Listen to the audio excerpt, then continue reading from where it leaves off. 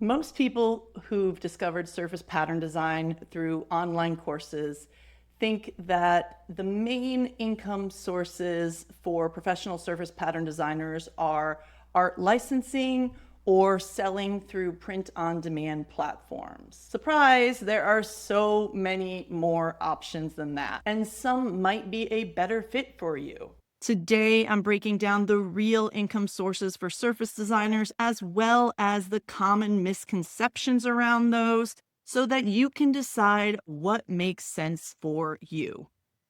If you're new here, welcome. I'm Elizabeth Silver, and I've been designing patterns and illustrations for over 20 years through staff jobs, freelance clients, and art licensing partners. On this channel, I give designers insights into the surface pattern and art for product industry, from tips on making stronger art collections to pitching your work to industry trends. Subscribe if that sounds useful to you.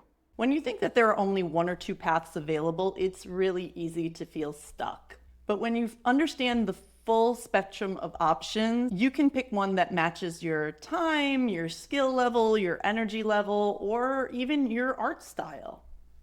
Let's break them down now. Art licensing is the one that we definitely hear the most about.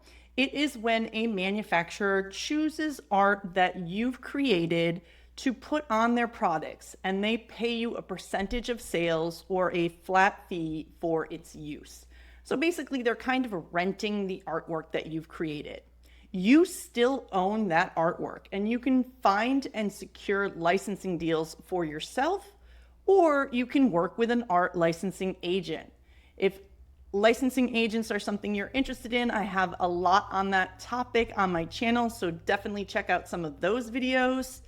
An agent will do more of the heavy lifting on finding clients, but they will take a cut of your income for that service, so keep that in mind. Freelance work, which is also called work for hire, is when you design art to a client's brief and specifications for an hourly fee or a project-based fee. In most cases, the client owns the rights to the artwork, but in some scenarios, you may be able to retain some rights to use the art depending on your contract. Design studio work. Design studios have large collections of art that product-based companies can purchase outright for their own usage. So neither the individual artist nor the design studio retain the rights to the artwork. The companies that are using this art purchase it for their own purposes. So some studios have salaried artists who work in-house creating print after print based on trends, and some studios work on consignment where designers earn a commission only when their work is sold. Print on demand and digital art shops.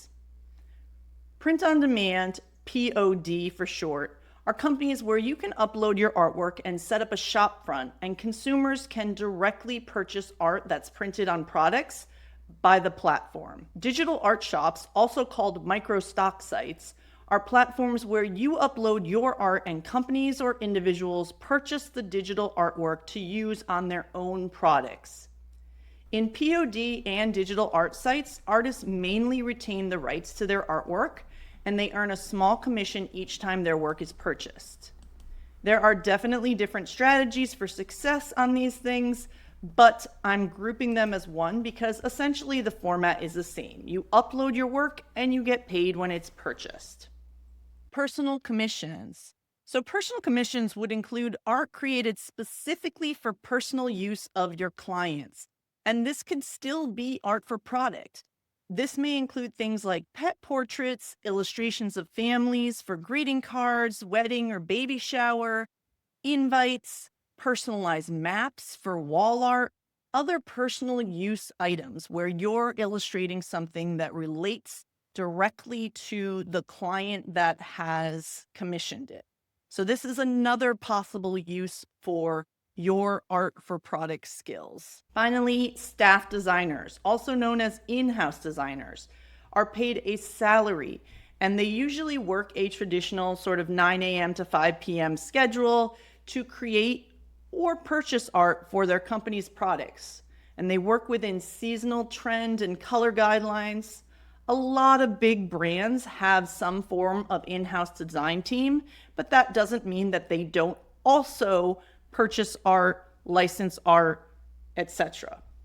It can be a mix of the two. These are the main avenues for earning money with your art skills if you want to create art for product, but you don't really want to make the product yourself. Each income stream requires different time, energy, personality traits even. The fastest path forward is choosing one that makes sense for you and where you are in your life and your art journey right now. And that is definitely usually where designers can get stuck. In a minute, I'm going to talk about common misconceptions related to these income sources. But first, if you want a breakdown of what income types might work for you, plus interviews with experts in all of these different types of income streams, I've been putting together a creative income starter bundle. It's one of the brand new offers that I'm debuting next week at Creative Biz Unwrapped, which is my 5-day holiday themed event full of freebies, stocking stuffers, amazing deals, new bundles that haven't been released before, all kinds of really fun stuff. So I would love for you to check out the link in the description and sign up so that you can get those emails and learn about each day's gifts and offers. Okay, so let's talk about some misconceptions for these particular income sources. So the first misconception when we think about being a professional surface pattern designer or earning income with our surface designs, our art for product, our illustrations, is that we need to have a huge portfolio. And honestly, that is not true. It's a misconception. Some of these income sources definitely would benefit from having a lot of art. Print on demand comes to mind. Having a lot of art on print on demand sites or micro stock sites are going to be a best practice because volume makes up all those tiny little commissions add up more if you have a lot more to offer. But you can have a very small portfolio as long as it's a strong portfolio if you are looking to freelance your work, or in some cases, if you're looking to be a staff designer. You don't have to have a huge portfolio as long as it's the right art and it speaks to your skill set. So you don't necessarily need a huge portfolio to earn money with your surface designs. The second misconception I see is that one income stream is better or faster than any of the others. Unfortunately, this is not true. If there was a faster one, I for sure would be doing it because I am impatient as hell. But that is not really true. There's not one that will get you moving faster in this industry necessarily. Each income stream has a different speed, ramp up period, learning curve, etc. When we talk about money, you have probably heard that art licensing does take a long time to pay out because even if you were able to sign a deal today is the first day you're looking for licensing deals, and by some miracle you are able to secure a deal later today, that would be amazing. That would truly be a miracle. The product would still need to be produced and then sold to retailers, and then the money comes from the retailers to the company that is licensing your art, and then it comes to you, and that process often takes a year or more. So that is a very long tail. However, while other income sources can be faster, you could upload to a print-on-demand store and make a sale tomorrow and get paid by the end of the week. You could find a staff job and have a paycheck coming in 2 weeks. The truth is, of course, this often takes a long time. Interviewing for new jobs takes a really long time these days. It takes like 6 months. What is up with that? To freelance, making those connections takes a really long time. So while licensing, I would say, is probably the longest, there's not necessarily one that's better or worse as far as being an easier way to build up your income. The final misconception I see is that you need an art degree to be a professional. Look, I've got an art degree. And if you ask me about it, I will tell you about it because I'm one of the very few people who has an actual surface pattern design degree, because that is not a major that exists in a lot of places.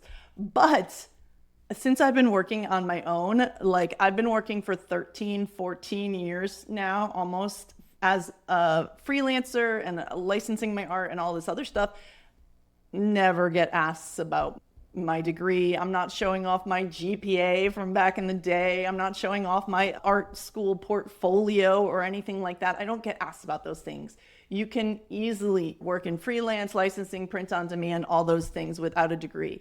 Now, it has been a while since I've applied for a staff job. So that one I can't totally speak to. I don't know if they're still asking about your degree, but I think in the end, a portfolio and a skill set and a good interview speak a lot louder than what your college or university situation was. All right, I hope that information was useful to you. I hope that gave you a few ideas about what you might look into and how your art for product could be used. If you want to dive deeper into these topics, be sure to sign up for my Creative Biz Unwrapped, which I will link below. It is starting soon and it's going to be awesome. So get on that list now.